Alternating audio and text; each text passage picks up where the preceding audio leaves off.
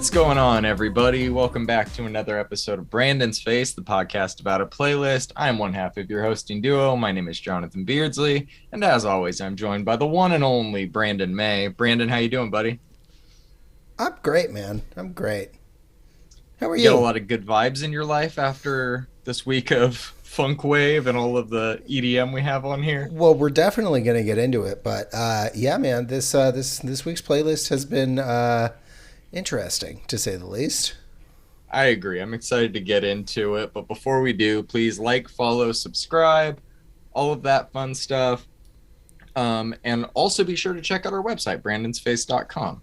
Yeah. All right, let's start off, man. First up, we got this Rico Nasty remix of Jungle by Fred Again, a song both you and I loved. What did you think of this? This is a decent remix. I prefer the original. I prefer the original as well, but I think she does a good job. This also isn't an instrumental remix. No, This is it's just putting a verse yeah. over it. I like it. Yeah, I think it fit well, but I just you know me, I'm a house purist, bro. I got you. I respect that. All right, man. Next up, we got a new one from Kate Tronada and Anderson Paak called Twin Flame. I think if you're a fan of either of these artists, you should like this. It's neither of their best, but it's a solid effort. What did you think? You know, I'm just not a huge Kate Tronada fan. I like the track though. Pack obviously kills it like he always does. So Yeah, I agree. It's kind of nice hearing him go back to the pre-Silk Sonic Anderson Paak sound. It's a little weird too, but I like right. it. Okay, moving on, we got a remix of Grace Kelly by Clean Bandit, the song originally by Mika.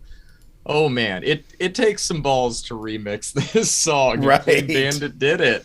Respect to them. This is good. It's a little repetitive. It's not like a revolutionary remix, but I like it and I respect them for doing it. What did you think of it?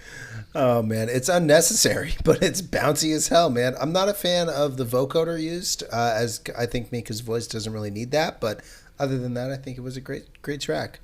Yeah, makes it very Daft Punky. Yeah, I'd say more chromio-y. Sure. I like that word as well. Right. All right, man. Next up, we got a new one from Dead Mouse and Skylar Grey called "My Heart Has Teeth." I'm honestly surprised at how good this is, considering it's for a Resident Evil show on Netflix. It's really good, man.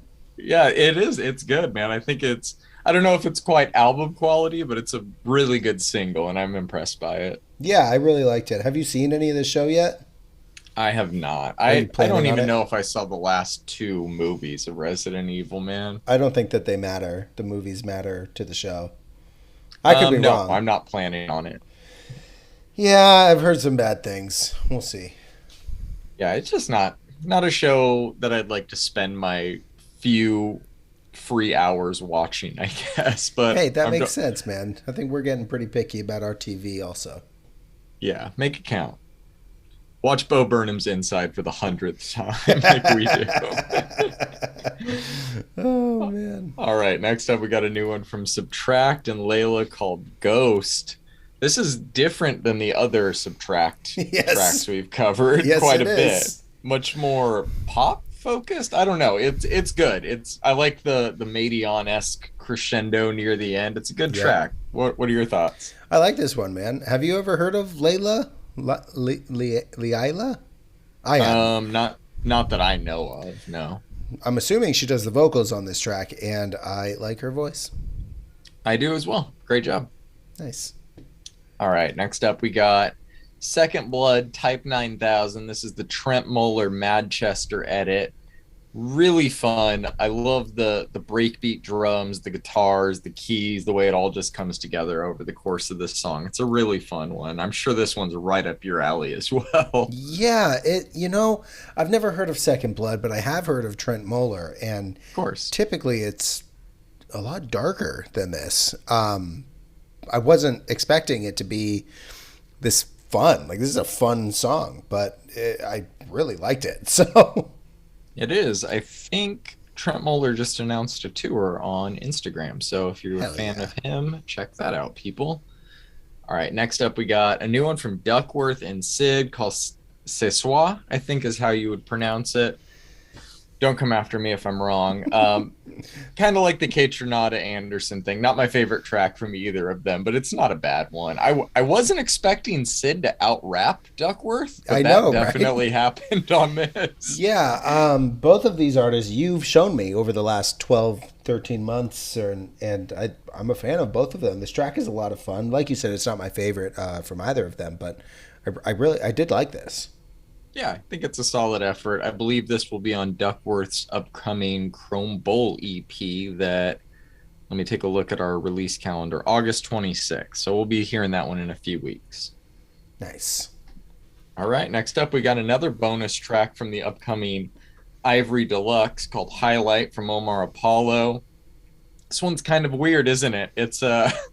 It's bilingual pop R&B over a dance hall beat with a bunch of vocal filters, but he somehow makes it work because he's fucking awesome. He's Omar Apollo. I What did you I think of this? really liked this song, man.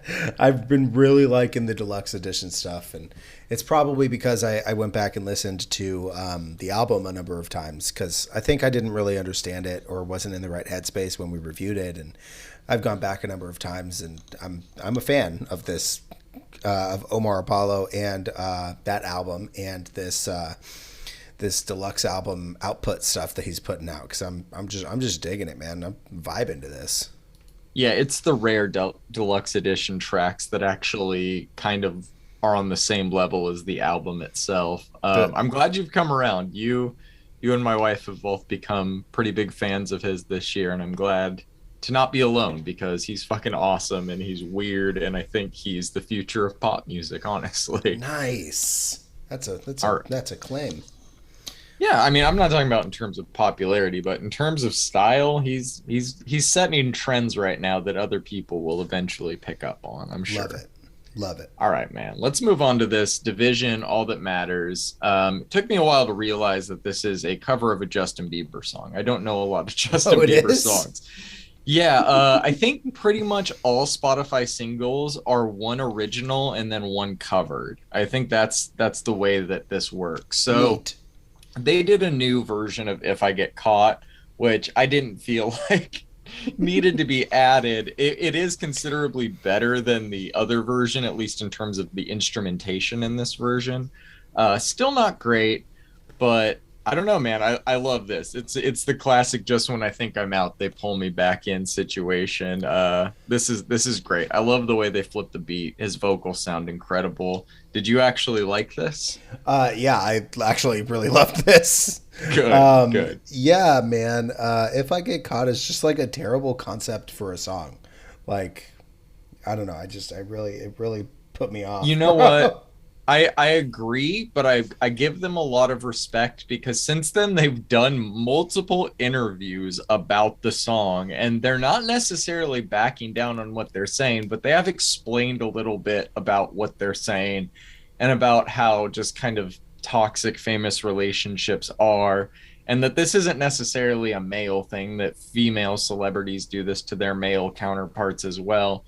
But they're also not saying that they agree with it. It's just the idea for the song. However, they did create the song. The song is garbage. So it is what it is. The explanation helps, but it doesn't make the song any better. Yeah, I don't think you can put much lore to If I Get Caught to have people like it a little more, but whatever. Not at all. And I think they're releasing a remix with a girl on it to try and, I guess, round out that vision. We will not be covering that. We will cover a new album whenever they drop it.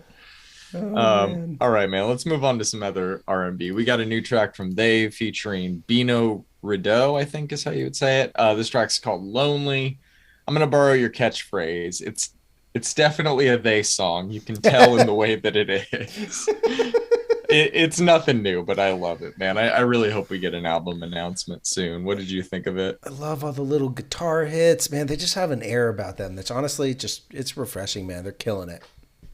They are.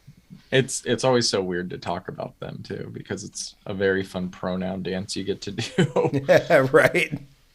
All right, man. Let's move on to this new one from Michi Darko called On God featuring Freddie Gibbs. I'm guessing produced by A Track. It says featuring A Track, but we'll assume there. This track really would have benefited from about 30 more seconds of Freddie Gibbs. What do you think? Oh man, I really didn't know that I wanted an A Track and Freddie Gibbs collab, but we are in 2022 and nothing can really be predicted. I honestly, on God, I hate the expression "on God," but I whatever. do The as the well. song is pretty good. Freddie is Freddie as is tradition, and I kind of threw this on here because I was just intrigued. Like it's just kind of cool to know that Freddie and A Track work together. You know. Yeah, it's a decent song. The hook is a little too Hobson for me, but it's a decent song. What? Why the hate on Hobson, bro? You hate Hey, I don't Logic. You hate hate all on Hobson. Hobson. I'm just saying that the hook on this song is a little too Hobson All for me. right, It's not all it's right. not working Well, for well, me. thank you for clarifying. Yeah, we'll have the Hobson conversation another day. All right, man. Next up, we got a new one from Toby and Guike called Hell yeah, Lord we Forgive do. Me, featuring Earth Gang and Pharrell. Everything he does is incredible. Just No new notes here. all cylinders, bro. Like just Yeah, every he single actually fucking track, dude.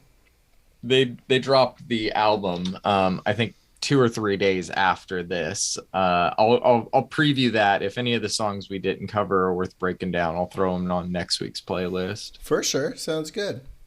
Fuck yeah! But I'm glad you enjoyed this as well. Hearing him over a Pharrell beat is kind of interesting, and Earth Gang in there really tops it off. It was a good one. Yeah, I really like this one, man.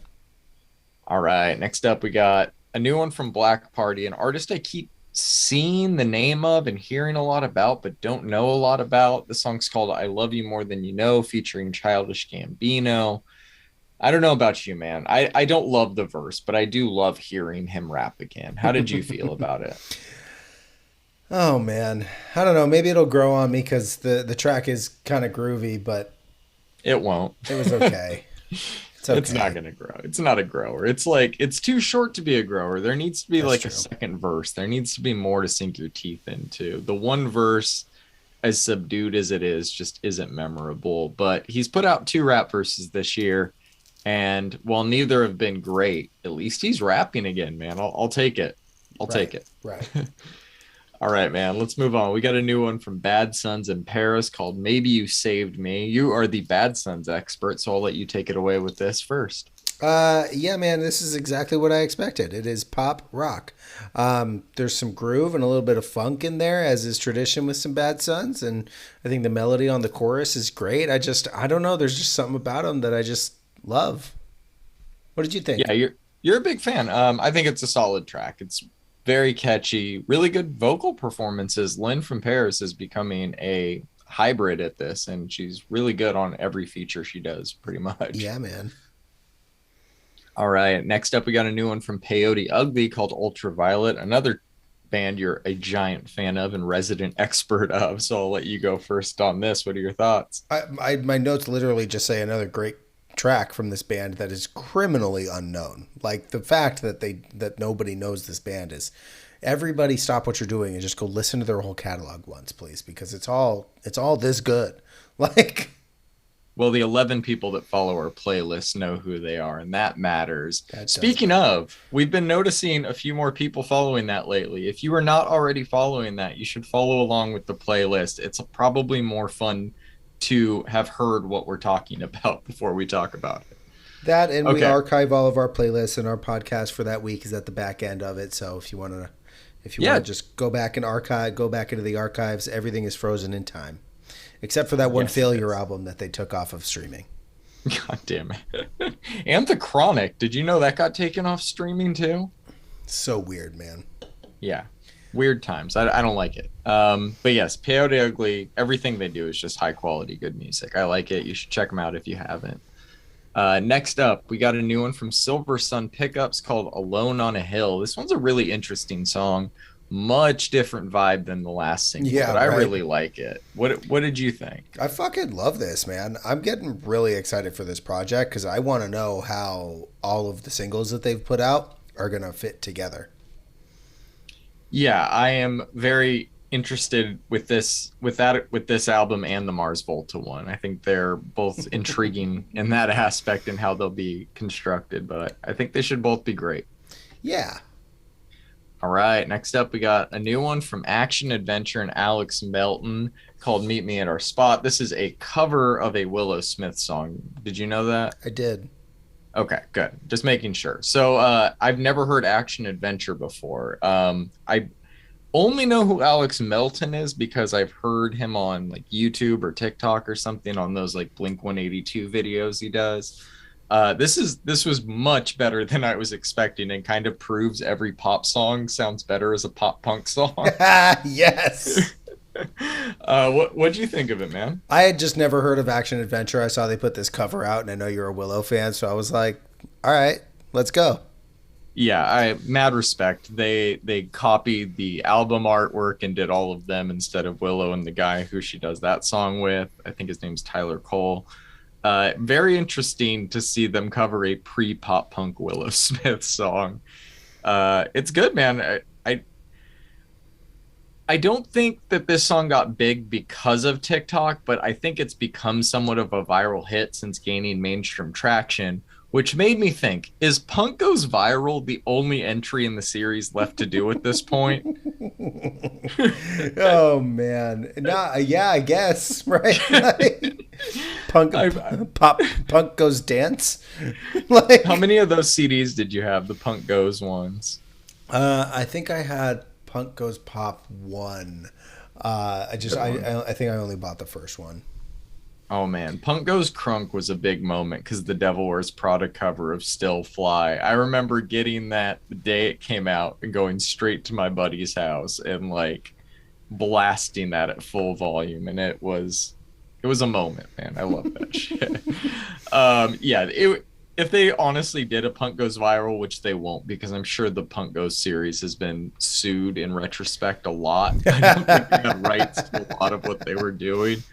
But it would probably sound terrible, but it could probably do very well if you got the right bands, right songs, right marketing campaign behind it. Clearing samples and clearing covers is not very punk, bro. Just put it out there. Yeah, exactly. SoundCloud era, bro. All right, next up, we got a new one from Armor for Sleep called Whatever Who Cares. Sad Boy Summer is officially here, Let's Brandon. go. This is great, man. They've been posting pics and videos from them on tour again. It's just great to see them active again. What'd you think of this? Oh man, every time. So I listen to the playlist obviously multiple times during the week, and during like my morning routine, I'll throw it on my drive to work. Sometimes I'll be like running around at work, and I'll have my earphone in. And every time this song came on, I kept having to like relook at my thing and relook at my phone and be like, "Who is this? What the fuck?" And always I'm like, "Oh, of course it's Armor for Sleep." Of course, this song that I'm just fucking obsessed with this week is Armor for Sleep. Yeah, man. This is a great track. They have the same sound, but it's matured. And it is just absolutely wonderful that we're getting more music from this band, and I love it. Yeah, I think matured is the right word. The first single was very reminiscent of their older stuff, and this is something new. And I don't think new in the sense that it's a departure. It's more mature. It's where we're going to be going. And I'm excited, man. I love this. It's really good. Yeah, man. Me too. I'm excited for it. All right, next up, we got a new one from Black Bear called Toxic Energy featuring The Used. A Black Bear song featuring Burt McCracken, produced by Travis Barker, would have been so hard to fathom like 5 years ago, but it's funny how normal songs like this feel in 2022. I don't know. It's not great, but it's catchy. What did you think? All right, so I did like it. I didn't dislike it. I looked into Black Bear. I have we covered Black Bear before? I think maybe once or twice. Uh, I don't think we've covered him. My wife liked his like first two albums and like got me into those, but then he went way more like Xanax rap style. And now he's kind of in this weird pop punk hybrid space that I don't really know. But no, I don't think we've covered. We've probably covered features of his. I don't think we've ever covered a song of his. This artist is wildly popular. Yeah. I'm not even sure you know how wildly popular this guy is. Oh, he's massive. Yeah, I'm massive. I honestly had like never like looked into it, but I'm pretty sure he's 139th in the world. yeah, In the 23 world, million John. monthly listeners. Yep. That's fucking wild, bro. Well, Yeah. one thing I really did like about the song is that Black Bear did the first chorus and then Bert did his verse and then Bert just kind of went right into the chorus, which I thought was pretty good. Bert's a fucking legend, and Bert kills it on this song. I Uh, wish this was a The Use song, but it's not. Bert is an absolute fucking legend. He's the only musician I've ever seen eat literal shit on television. So Well, I don't that's know, man. something. I don't know what that exactly means, good or bad, but I do hope we get more features from him because I feel like Travis Barker, Mark Hoppus, these guys, they've gotten their fair share. It's time to use some of these other vocalists from this era. Bert is a great person to do. I think so as well. How much do you think a Sonny Moore vocal feature would cost from like a scene band? 4 or 5 times the amount as Burt McCracken. So let's go. Everybody just My hire guess, Burt. my guess now that I think about it would be he would only do it free, but he would only do it for a band that's a friend of his. Yeah. I don't think he would do it for anybody. All right, man. Next up, we got a new one from Palps and Kirsty McEwen called Imprint. This band's fucking rad, man. You've showed me a few tracks of theirs, I think, Yeah. and they're just one of the many up and coming emo post hardcore bands I'm keeping an eye on, man. This is good shit. What'd you think? 2023 is just going to be a sad boy year, bro. It is, just get man. ready for it, man. They like yeah, they hit some Hawthorne Heights shit to start this song off, and I was like, oh, here we go. right, man. I really like this band. I'm excited for a full length from them. We'll see how it goes. Definitely will, man. All right, next up, we got a new one from Willow called Hover Like a Goddess. Everything she's released or been on, with the exception of Emo Girl by Machine Gun Kelly, over the past few years has been insanely good. Like, Yep. I'm incredibly impressed, and I continue to be so. She announced her new album, Coping Mechanism, will be out September 23rd. Really looking forward to that. What'd you think of this song? Man, you just have to respect her edge at this point. Like her consistency, her tenacity to separate herself from what her family is known for, and I don't know. I kind of respect all of that. I was expecting something a little bit heavier than this was, based on her last couple of singles, but this was good music, so I'm not really complaining. Yeah, we'll see where it goes. I think I'm pretty sure the new album will have a slight variety of styles, even though it'll all pretty much be within the realm of rock in some way. Right. Okay, speaking of rock, let's move on to this new one from James Bull called Just the Same. I believe this is the first time we've covered him, correct? I believe so. Yes, it Yeah, is. I had never heard of him before. This is some good Black Keys adjacent blues rock. It's got some nice riffs. I think it's good for what it is. What'd you think of this? You know, I think I stumbled upon this guy or band on Reddit and clicked on it, and less than 1,000 plays on this track, and I think that it is very good for what it is, like you said. Yeah, we'll definitely keep an eye on him, and if he releases more music, we'll be sure to break that down. Okay, moving on. We got a new one from the Killers called Boy. I wasn't aware they had new music coming out, but Surprise! yeah, also surprise, sounds like the Killers. It's a good song. I really like the synths on this one. Any notes from you? Yeah, this is much more Sam's Town than it is Pressure Machine, and that is such a fucking relief. Yes. I know I had some takes on Pressure Machine, and I broke it down for what it was, and for not being a Killers album. I can link to that episode that we did way back last year, Sure. in the show notes if anybody wants it. But I really liked this, man. This is it's them coming back. So we'll see what else we got. Let's talk about their output for a second. Like, they used to be a band that it was like, let's see, Hot Fuss 2004, Sam's Town 2006, Sawdust 2007, Day and Age 2008. So they had a 3-year, 3-album run there. And then it's a break until 2012, then 2016, 2017. Now we're getting 2020, 2021, and now 2022, I think a third album. This is another 3-year stretch. This is kind of rare for a band at their stage to do another like 3 or 3-album run, but It's crazy they still have the energy to do this. I'm impressed. You know, it surprises a lot of people to know that the Beatles did everything that they did within a decade. And to have bands like this, who Hot Fuss was released in 2004, which is a fucking classic, if you ask me, right? Yep, almost 20 years old. 18 years old right now. Like, that's Yep. fucking wild, man. And they're still putting out music. It is impressive, and I don't really care what anybody else says. Um, are they the best band ever from Vegas? Probably. We'll have Unless to you look more into that. unless you count the Elvis impersonator I met the one time. But other than that, they've got Oh, to they be, all right? count. They all count. All right, man. Let's move on to this new single from the Mars Volta called Vigil. It's a really good track. I'm sure you and I are both in agreement on that. But more important, we got a fucking album announcement, Brandon. Yes, we did.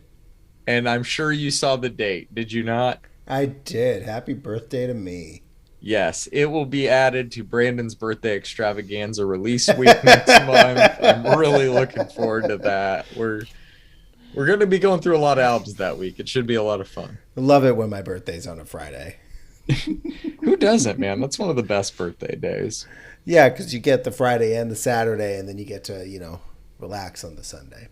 Exactly. So this track's weird, man. As are all of these singles. They're just again, all three of the singles that they've released have been good. It's good music. Do you still think they're building to something? No, I don't think it's a troll now. I think they've Okay. genuinely written calmer music. It's all good, but it's not what anybody was expecting, I don't think. I've heard basically no shredding, which is weird for the Mars Volta. Am I wrong? I don't know. We'll see. Yeah, I want some fucking shredding. I definitely want some shredding when this album comes out. Exactly. I would be disappointed. There's got to be some shredding, right? Got to be some fucking shredding, guys. Come on, step it up.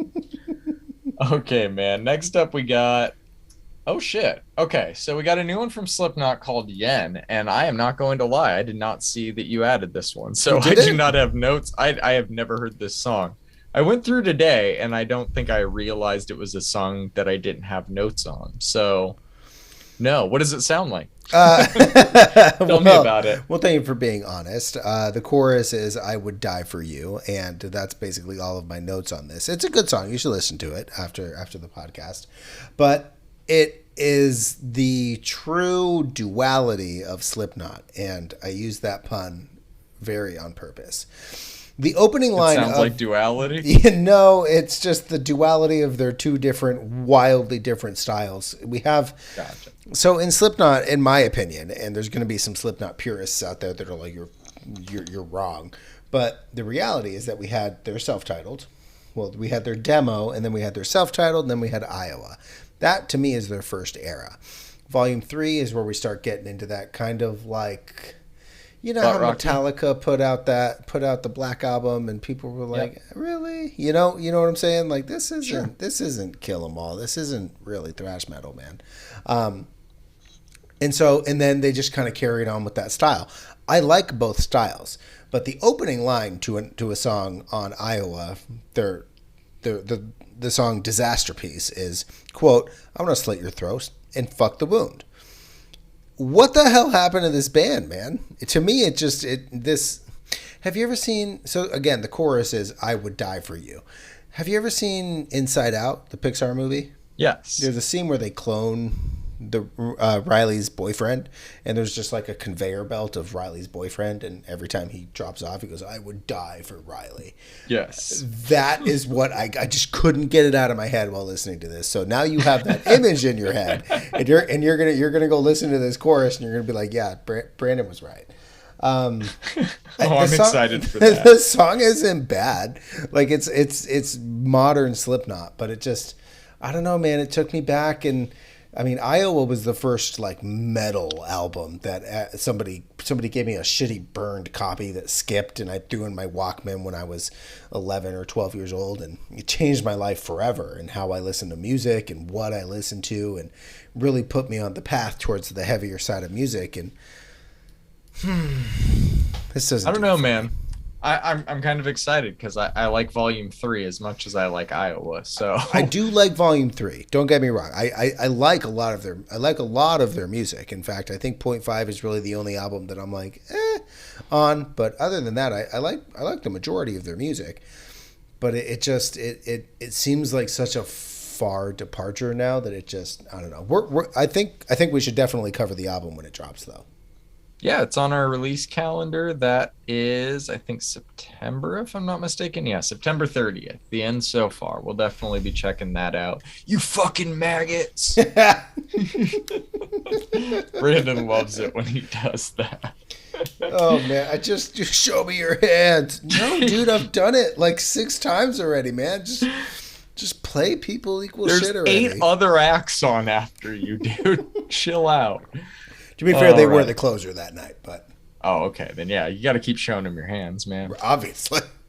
J-Hope fans would have kept showing him their Oh, we're hands. gonna talk about some J Hope. All right, man. Next up, we got a new song from Becoming the Archetype called "The Calling." What'd you think of this? Have you ever listened to Becoming the Archetype? Not to my knowledge, no. Got it. That's why you didn't react the way I did. Whoa! I haven't heard this band's name in forever, man. I listened to their first album a long time ago, and kind of put me. It was like kind of a staple in my metalcore um, repertoire, if you will. They put out an album in. Let me see here. Yeah, 2005. Terminate Damnation. And the last album they put out was called I Am in 2012. And so this is the start of a rollout in 2022. So nobody's really heard anything from this band since About 10 2012. years. Yeah. Yeah. Took me back to the early days, man. I dig this. I'm stoked for a new Becoming the Archetype project.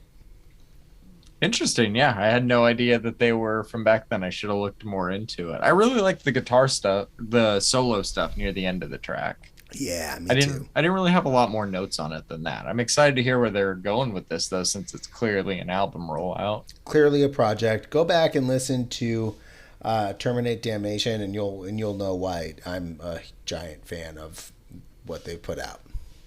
I'm pretty sure when I saw their name was Becoming the Archetype, you were a big fan of them, Brandon. So yeah, that's a Brandon band. No, I'll definitely go back and check that out for you, man. All right, next up, we got a new one from In Flames called The Great Deceiver. They are just consistently really good, and this is no different, man. What'd you think? Were you ever like a fan of these Swedes? Mm, Not a fan. I mean, I like them. I like all their music, but no, never to the point where I'm like looking up show tickets. I think the last Got it. time I really like was listening to them because I got so into EDM was that Pendulum collaboration they did. Well, as I was going through my metal discovery phase, as music was becoming a large part of my life, Soundtrack to Your Escape was just a big part of my life for a minute there, and I got like pretty into them. Come Clarity was an amazing album that like I don't listen to as often as I'd like to, and I realized that I hadn't been following them, and I saw posted on the interwebs something about something about In Flames, and I was like, oh shit, that's a band that I haven't listened to in a long time. Turns out they're releasing new music, and apparently they've just been consistent for a long time. So Yeah. yeah, man, I really like it. Sounds like they haven't changed their sound too much, which is great, and I'm excited for a new project. This is actually the third single in their album rollout. I didn't want to add all three of them, so we didn't inundate ourselves with metal this week, but I think we should cover the album. Yeah, let's definitely do that. I'll throw it on the release radar right after this. Sweet. Okay, next up, we got a new one from Misery and Zegill called Suffocate. What did you think of this? So I'm really digging this one, man. It sounds really polished for such a small band. This is another sub 1,000 play count. I hit that follow button on Misery. They have a great sound, and it's kind of right up my alley, man. Yeah, I think that they're interesting. The low scream reminds me a lot of Throwdown, Oh my but then god, man! Oh, Throwdown. That's a name. but then the clean vocals come in and it couldn't be any more different than Throwdown. Um, Right. I guess it's closer to A Day to Remember, but for some reason Throwdown came to mind. Anyways, this is good. I liked it. It was good stuff. Wow. Throwdown. That's a band. For myself. Straight edge was such an interesting movement, man. It was a time in I music. loved the hardcore scene, man. I went and saw Madball, you know? Yeah, but like this man, straight edge kids like in the Sacramento area, a lot of them would come from Reno, because I think we would just get certain artists that didn't tour out that way. But like you always had to be worried about those kids. They were the violent ones, dude. They were like looking for people smoking cigarettes outside and shit, and like they're going for you, man. It was a weird time. That is a weird time. Yeah. I was into the hardcore scene, man. I was Throwdown, Madball, Donnybrook, Hoods, you know? Hoods, oh my god, The dude. king is They fucking dead. The hoods are probably somewhere in Sacramento punching someone in the face at a show right now. I mean, would you expect anything else? Oh my gosh, man. The hoods are notorious in Sacramento. I could go on all day about hoods. But all right, man, let's move on before we get too far off track. We got a new one from What Lies Below called, how do you say this? I'm gonna let you say this. Vitiate? Vitiate? Vitiate? Something like that. Sure. Um, yeah, man. Musically, it's very reminiscent of like recent Under Oath. I like it. What did you think? Yeah, man, this is another small band. I've been kind of doing some Spotify crate digging, if you will, and I think this is another gem, man. I like this. The breakdown is great. Yeah, you need to start doing like the hand drawn flyers for the local shows for all these bands just to get their name out there. Photocopied into oblivion. Yeah, 800 of them on the same post. Right. I mean, yeah. The way to do it. All right, man. Let's move on to this new one from Vented called The End Game. This is some good headbanging music, man. What'd you think of this? I'm a big fan of this, mainly because I'm a big fan of both Chimera and Devil Driver, of which members of those bands are in this band. Oh, I had no idea. Yeah, this is a what they call a super group. It's Sean, who is the vocalist from Death, and he did keyboards in Chimera. Austin Diamond from Devil Driver, and a couple other people from a couple other bands like Omega Diatribe and White Tiger. It's a sick lineup, sick song. I can't wait to hear more. I'm a big fan of Devil Driver, as you know, and Chimera, which you probably know. And it's kind of really cool hearing kind of two different bands from different subgenres of metal coming to meld their tastes together, and you can definitely hear it in this one, and maybe you do now that I've mentioned it.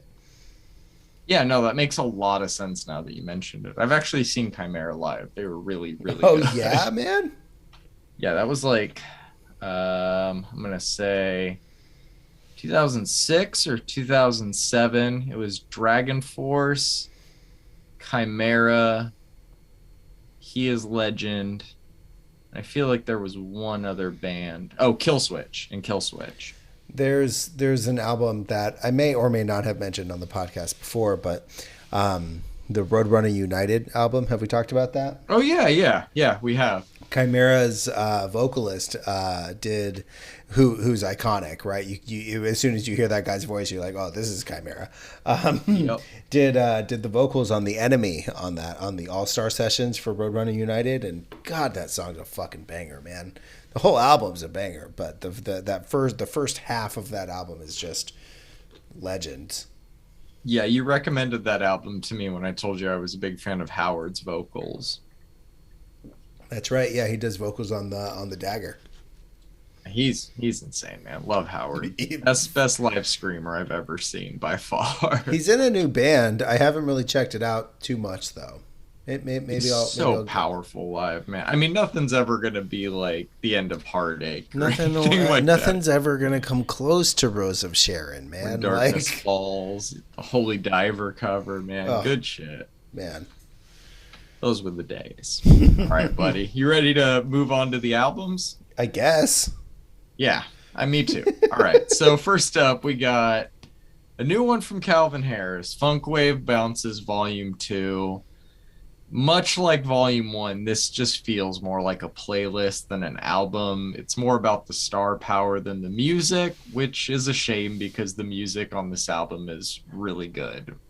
That's honestly all I have to say about it. This one's like a 4 or a 5. I thought New to You was good, Woman of the Year was okay, but I don't there's a lot of vibes going on this album and I don't know that any of them are my vibe. What did you think of it? All right, so I actually wrote some notes on this. None of these Please. tracks are bad. They're all just not good.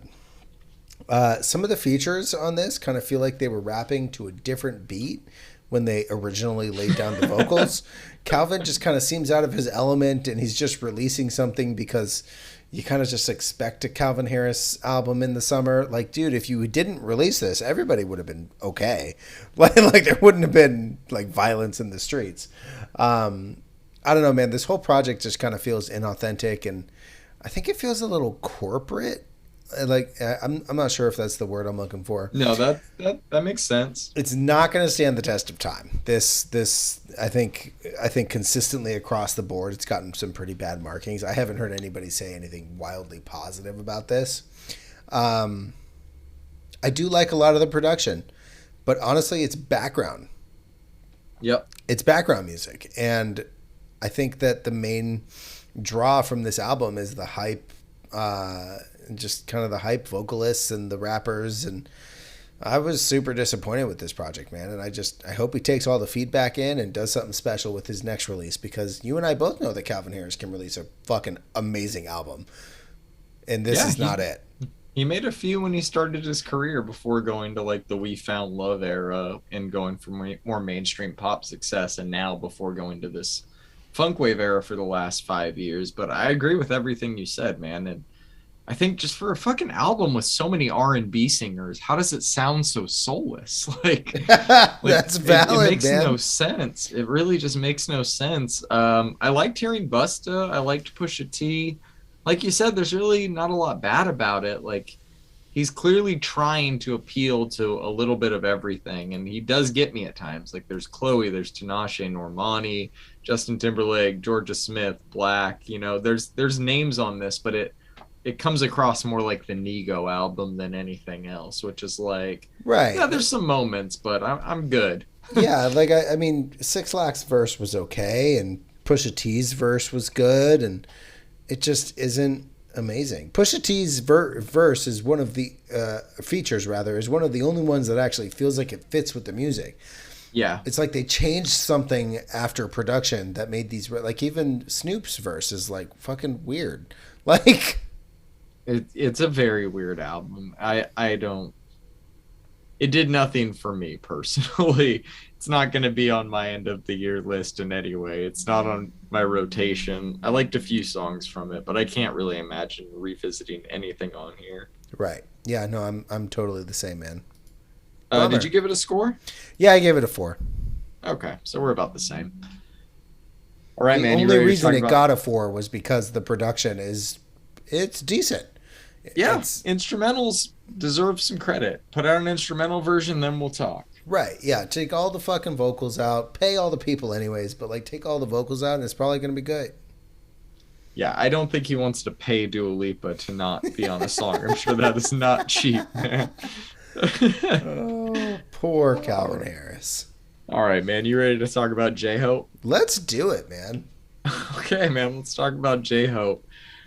We got a new album from J Hope. This one's called Jack in the Box. I think this came out maybe 2 or 3 weeks ago, but it wasn't really on our radar. I'm I'm really impressed by this album, but the main reason I added it is because he headlined Lollapalooza this year, and I was just curious, so I figured I'd check out the set. I knew he was from BTS, did not know much else beyond that, to be honest. I'd seen them perform a lot, and I know it's more K-pop. I did not realize K-pop was so encompassing, though, of all genres, because this is not pop at all. This is a straight hip hop record. There's a lot of old school hip hop beats on here. There is some pop still, but I there's grunge on here. There's a lot of stuff that definitely made my ears perk up, and I think that this is just a great debut full length album. It shows a variety of what he can do as an artist. I never thought I'd really get much enjoyment out of this type of music, but after hearing this album and seeing him perform, I really do understand why he has the following he does. Now I just wonder how much like good BTS music I've missed out on because I've been too ignorant to give it a chance. I guess I'll have to check it out. I really like this album. I gave it a 7. Arson is my favorite rap song. Equal Signs more my favorite, more poppy song on the album. But what did you think of this album, and what did you think of his performance? Headlining Lollapalooza is pretty insane. I actually did a little bit of digging, as you know I am known to do. Sure. It turns out J Hope drove more album or more festival ticket sales than any headliner in the last decade for Lollapalooza. Jesus. That is a huge thing to do because Lolla is, I mean, that's a huge festival. They do different locale Lollapaloozas, like they do Mm-hmm. different country Lollapaloozas, and J Hope was the guy. Yep. You sent me the set, and I know you wouldn't have sent me something from somebody I didn't know and told me to watch the entire hour and 12 minutes if you didn't really mean it. So I did. And I think I was live texting you the entire time, like, what the fuck? Like, this is great. The crowd was Yeah. just fucking hyped on it. The entire set was great. The costume changes, the production value, the vocals not being fucking washed away by the music. I mean, it was a great live performance, and I'm kind of glad you threw this on here so I could listen to his music recorded. And this album still even surprised me. I'm gonna if that performance is still up on YouTube, I'm gonna throw it in the show notes so everybody can listen to it, but or Yeah, they watch it. uploaded it to their official YouTube. Got it, because they didn't want to lose the money because they knew people Yep. would just keep uploading it. Um, I, I liked this, man. The old dirty bastard interpolation on "What If" is something that I definitely wasn't So expecting, good. but I So quite. good. I obviously I can't understand a bunch of what he's saying on this album, but that didn't even stop me from enjoying it. It's clearly something that he's passionate about, and he's fucking killing it, man. I don't even really know how to rate this, to be completely honest. I liked the album. I probably won't be coming back to it that often. I think I gave it. I gave it a 6. I think 6 is a good Yeah. number. My standout was more. Here's the deal. I would definitely be more open and less ignorant to K-pop if the fan base wasn't so cultish. Is that the word? Is that the word I'm going for? Like Sure. we watched my wife and I watched Blackpink when they played Coachella. We watched the stream, and honestly, they killed it. I'm sure there's a bunch of good music, but like there's like rabidity, like everybody's so rabid about it, and Yeah. I that turns me off a little bit. But I think you're right. I think we've probably missed some good music. Yeah, I think so too. Fans can be intense, but let them enjoy their thing, I guess. Yeah. That dates back decades. Michael Jackson had that. Fucking Elvis had that. Like, it's crazy to say his name in the same stratosphere, but like as K-pop is just growing in popularity worldwide, I guess it's kind of fitting in terms of the numbers that they're pulling to mention them. Something very interesting though about K-pop. You're aware of the Korean military policy, correct? No. So by the age of 30 as a male, you have to enlist and start serving 2 years of mandatory military duty. Okay. And there's no exemptions except for like Olympic athletes, I think, for the country. Wow. And like the champion fighters, boxers, UFC fighters, they've had to literally just stop their career to go do military service. However, I don't think they're involved in any wars. I think it's more just like something you have to do. It is interesting though, because I think that their government has put out a statement because the oldest one of them is about to turn 30 and has to pretty much enroll and start serving. They've pretty much said like they're going to try and find a way for them to still practice and perform. So it is interesting that they are like the first non-Olympic athletes to maybe even test the like government of their own country. It's That a, would be pretty insane. it's a good export, K-pop. I mean, can you think of anything that is doing a better thing for their country globally than K-pop? No, Like it's crazy. It's crazy, man. And that crowd, shout out Lollapalooza. I don't know if it was them or like J-Hope's team, but whoever handed out those lights to everybody made a huge difference in the way that the show looked. I've gotta say that was probably J-Hope and his crew. Because Because it you're right. wasn't for the whole show, I don't like for Yeah, the whole day or whatever. yeah, I'd be surprised if that was Lala, but it could have been. You never know. Looked cool. And the drone camera, that was pretty cool too. Really gave you like a sense of the scope of everything. You know, they took it off of YouTube, and I can't seem to find it anywhere. Hopefully, I can find a torrent of it somewhere, or maybe Cascade will post it and not worry about getting sued from Golden Voice. But his 2015 Coachella performance was shot by drone, and I remember looking up and seeing the drone and being like, "Oh shit, are they filming us?" Like with the drone. Like I knew that there were probably cameras everywhere, but like the drone thing is cool, and there's a great shot of like the crowd of 80,000 people there to watch Cascade, and as the whole crowd, as the whole stage kind of like glows pink red, and there's a great drone shot of the whole crowd. It's like bleeding into other stages and shit. It's cool. That's sick. They're definitely missing out by not having that on their YouTube channel. That's a huge miss. Yeah, Cascade posted it for like an anniversary or something like that, and Coachella made him take it down, which is fucking weird. But Fucking whatever. stupid. All right, let's move on, man. We got a new album from the Interrupters called In the Wild. You showed me them. You've been adding the singles the past few weeks, so I know you're excited. Did this live up to your expectations? It was everything I expected, which is a good thing, man. I enjoyed this entire album, dude. They have a really great sound, and they're kind of carrying the torch for poppy, punky, ska adjacent music. They're catchy as fuck. There's not really much else to say. It's a fun listen. There's nothing revolutionary, and that's not only okay. It's kind of refreshing, man. They know what they want to sound like, and they do it well. Kiss the Ground and Love Never Dies even incorporate some like brassy reggae in it. Yep. Super good band, super fun album, and while it's not a contender for my albums of the year this year, it's something I will come back to a number of times. What did you think about it? What did you rate it? I gave it a 7. Oh, okay, for sure. Yeah, I man. also gave it a 7. I Hell thought that yeah. this album was a lot of fun. It's got some pop punk, it's got some ska. Singer's voice is great. The album cuts are just as good as the singles. It's well written, well performed. It's just a good album all around, man. We don't really cover a lot of punk music in the style of Less Than Jake or Goldfinger or No Doubt on here, but it was nice to, man. When we reviewed the last single of theirs, I said it could be on a Tony Hawk soundtrack. It turns out this whole album could be a Tony Hawk Yeah, soundtrack. man. Like, Yeah, man. Fans of late 90s and early 2000s punk should find a lot to enjoy about this album. Like I said, I gave it a 7. Anything Was Better or Kiss the Ground were my standouts. hey, Kiss the Ground was my standout. Fuck yeah, man. Good album. We'll see where they go from here, but I will be revisiting this one as well. Yeah, same, man. It's a good one. They're just a lot of fun, man. They're not musically like super duper impressive. Not to say they aren't, but they're you know they're just simple, and that's great sometimes.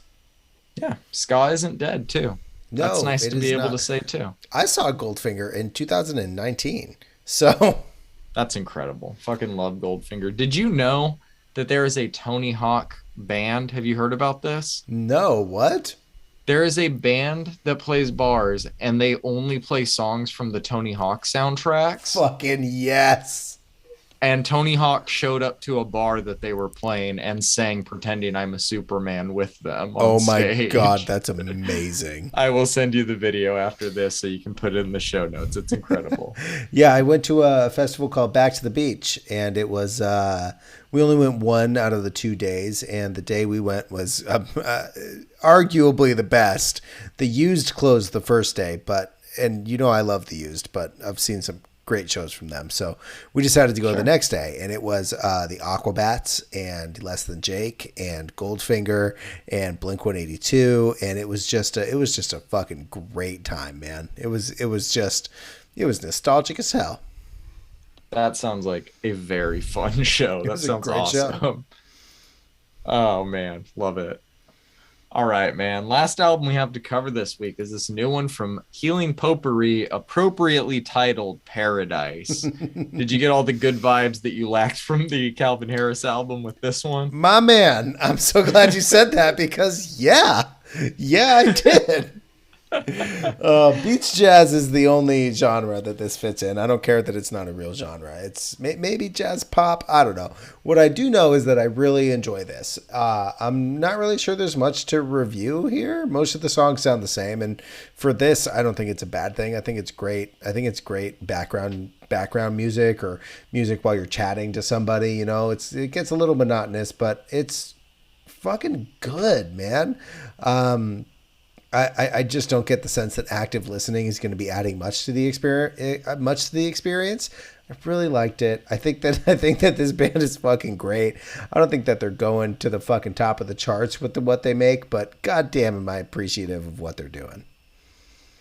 Give me a score and a standout. I gave it a 6, and my standout was hold on one second. I wrote it down, but Wind. Wow. Oh, that's such a Brandon standout. It's a good one. No, it They is. all It's a sound the really good same. one. But I also gave it a 6. So again, we're on the same exact page. I think all of our scores have pretty much been the same this week. this week we are on the exact same page, sir. I enjoyed this album a lot more than I thought I would, if I'm being honest. I liked the singles. I like vibey music, but I usually don't connect with it. And this has a lot more in common with Japanese city pop of the 70s than I was expecting. It sounds like Ginger Root on Xanax, and I like that about it. For such a mellow album, there's some impressive songwriting and instrumentation throughout this experience. Like I said, I gave it a 6. My standouts are either truly good or What Do I Do Now. Those were both great. Yeah, they're all good songs, man. It's nothing to hate on. You know what I'm saying? Yeah, I couldn't figure out via social media if it's one guy or a band. It seems to be mostly one guy, but then like obviously all the live pictures, there's a band. So Yeah. whatever you guys are or whoever you are, shout out to you. Good album. Shout Enjoyed it. out, man. I enjoyed it as well. You know, there's a fun, speaking of city pop, there's a fun little section on Reddit called City Pop Jerk, where they just fuck with people with fans of city pop while also being fans of city pop. It's a Sure. great little corner of the internet. I'll Very send to you. niche. Yeah, oh, it's a great little corner of the internet, man. Yeah, that sounds exactly up my alley. I'm glad that there's other people like me out there. This was a fun week. Do you want to know what we're going to be breaking down next week? I sure do. So we got new albums from Black Thought, Hudson Mohawk, Norma Jean, and I think Kasabian. They were supposed to be this week according to Yes. the release calendar that I had. Looks like it's pushed to next week. We'll keep an eye on that. But minimum, we're going to have this Black Thought, Hudson Mohawk, and Norma Jean to look forward to. On top of those new albums, we're going to have new songs from Ari Lennox, Corday, Jid, Lane 8, Rex Orange County, Sleeping with Sirens, and a whole lot more. Be sure to tune in for that. Like, follow, subscribe, all that fun shit. Anything else you want to hit on before we get out of here? Yeah, the Kasabian album was delayed due to vinyl records delays or something like that, which they should have just fucking released the album, but whatever. They did set a date of next week, so we'll hear it next week. This They week. want to be Coheeds so bad. Oh my god. On that note, have a great All night, right, guys. everybody. Peace.